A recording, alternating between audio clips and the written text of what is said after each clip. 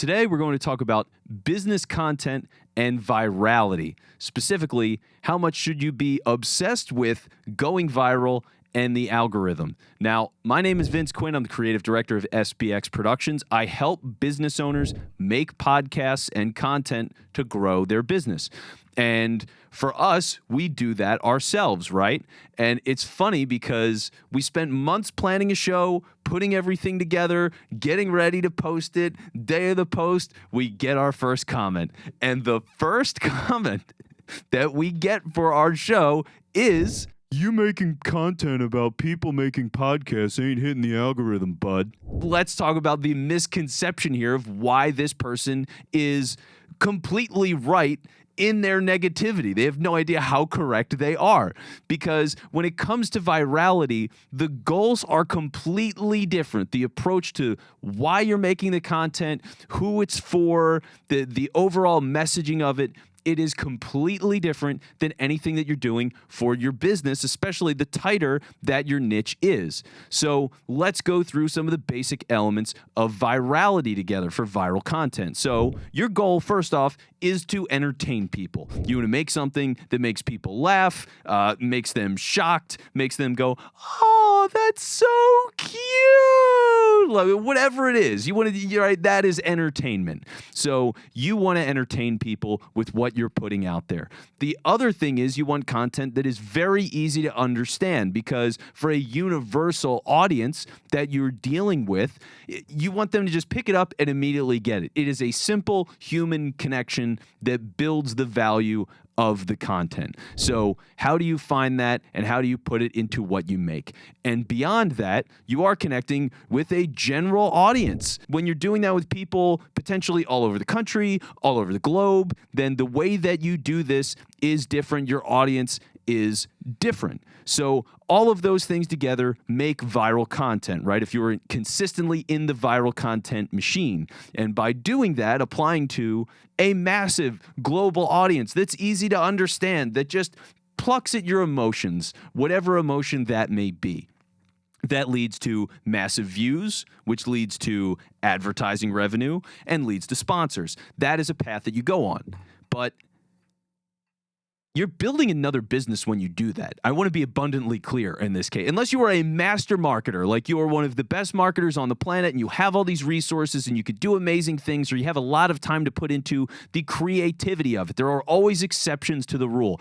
Most of the time, the people that we work with, they're entrepreneurs. They're doing a bunch of different jobs. They don't have the time or the energy to invest in making the most dynamic, viral content that's also good marketing. You have to pick one. So pick one. And pick the side that supports your business. When you're making this, what do you want the content to do for your business? So think on that and guide everything around that. Do not focus on being viral. Just to illustrate this a little bit more, the absurdity of comparing viral content with your business content, I will do the dumbest thing that I could possibly do, which is get Mr. Beast's audience, the biggest YouTuber on the planet, and compare him with mine, guy that you might not even know who I am. So let's start here. What is the age of Mr. Beast's audience? Well, a lot of times they're younger, sure, but anybody who's anybody can sit down and watch a Mr. Beast video and probably, at the very least, understand what's going on. These people could live anywhere, whether it's a certain city, a certain country, a certain continent. It really doesn't matter. People in space, anybody can go and sit down and enjoy a Mr. Beast video, really wherever they are. Do they have to have a certain job to be interested in Mr. Beast? No, they don't. Do they have to make a certain amount of money to understand Mr. Beast? Really, no. Doesn't matter. So it is completely universal. And the only problem that he's solving is, I'm bored. I'm looking for something to do. I want a good laugh. I want to be entertained, right? That's it. Do any of those situations sound like yours? Because for me, I am making podcasts for business owners. This is niche-y, right? This is not everybody. I walk into a room, not everybody is looking for this. This is not insurance, right? I'm not a financial planner. I'm not like something that is overwhelmingly universal. So I have a niche audience, and you might too. My audience, more often than not, between 30 and 70. They are a business owner, they're a marketing agency, they're a PR agency, and for us, we're fortunate enough we work with some co-working spaces. And that's been really great too. But beyond that, we're talking about people that are mostly in the Philadelphia area, but can be national. We do work with clients all across the country. We have 1 or 2 people that call in from Canada, and we have relationships with them as well. So that's our scope. And beyond that, you need to have enough finances to run a podcast. It's a marketing operation, right? So do you have a business with a marketing budget or not? And with that marketing budget, are you trying to grow your business through podcasting, your content, right? Like, if you're not doing those things, you're not calling me. I'm in a very specific place. I know that. I'm comfortable with that. And because of that, I'm not doing anything to be mass audience, because even if I got 500 million people to watch a single video of mine, what percentage of them is actually even interested in what I do? And am I showcasing what I do in that content? So that's the challenge that you deal with. That's why this is so relentlessly focused on you and your needs and your goals and your business and your audience and what they need. And you keep it that simple relentlessly.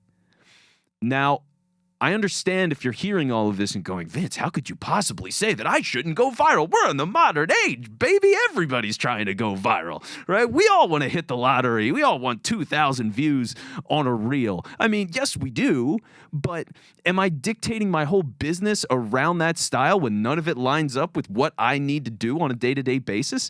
Absolutely not. And you shouldn't either. So here's how you treat the algorithm. Make good content. Is your message clear? Right? That's the main thing that you do. The algorithm is off to the side. It's not something you obsess about. It's something that you're aware of. When it comes to the algorithm, if you're only on YouTube, if you're only on Instagram, you're only on LinkedIn, it's the only way you connect with people, then yes, be very mindful of the algorithm and the rules, right? If there are certain things that you can do that are very simplistic, that work into your workflow and improve your content, great. Go and do those things. Be mindful of them. But algorithms do change quite a bit. So don't be completely married to it. Also, those things that are optimal for the algorithm might not be the things that you are fully capable of or have the resources to do. So don't be obsessed with that. Again, is your message clear? Are you making good content? That's the number one focus. I mean, for me, with what I'm doing with my business, we repurpose the shit out of our content, okay? We're putting it everywhere. And with that idea being, Facebook, Instagram, TikTok, LinkedIn, all the different podcast platforms, YouTube, newsletter, like all this different stuff. We're in a million different places. If I obsessed about the algorithm of all of these different things, I'd be completely paralyzed. I'd need a team of 20 different people, and I wouldn't be able to make it happen in the first place.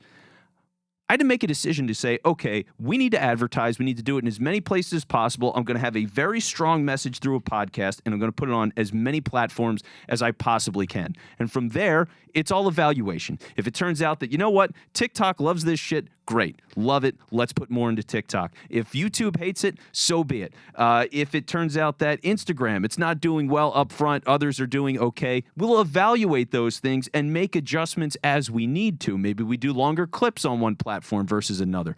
But for now, we're building the foundation of our marketing plan, and we just need to make sure that the message is clear, the content is good, our processes to get it on all those platforms are sound, and we're happy with the end product, and it's doing what we need it to do, which is generate leads.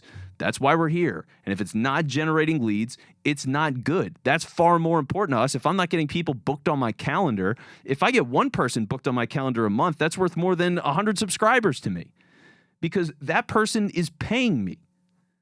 So that's where the focus is. That's why I'm not obsessed with the views. That's why I'm not obsessed with the algorithm. And if the views matter to you, because look, you are on all these platforms all the time, there is a jealousy factor. Maybe you're trying to keep up with your competition. Whatever it might be, you want to get the views. Odds are with your business, you have evergreen principles that you can apply. And for the content that you're making, you want to include those in what you make. And by doing that, people can visit 3 months later, 6 months later, 4 years later, 10 years later, and it's still relevant. Whether you're reposting it, you're doing new clips out of it that you didn't cut before, like whatever it is, there's so many different ways to reintroduce that content. And as your audience grows organically for your niche market, Well, now they'll go back, they'll check those things out. You reintroduce it, your new audience finds it. Like, it all comes together, it all ties together. The views will come over time. But if you're doing this expressly for the sake of getting views, those are not the people that will pay you. So solve their problems, and anything else, it's all gravy. Hope that helps. Thanks for listening to It's Not Just Talking. Make sure to subscribe wherever you're checking out the podcast. And if you want us to help on your podcast, go to sbxproductions.com or check the show notes to book an appointment.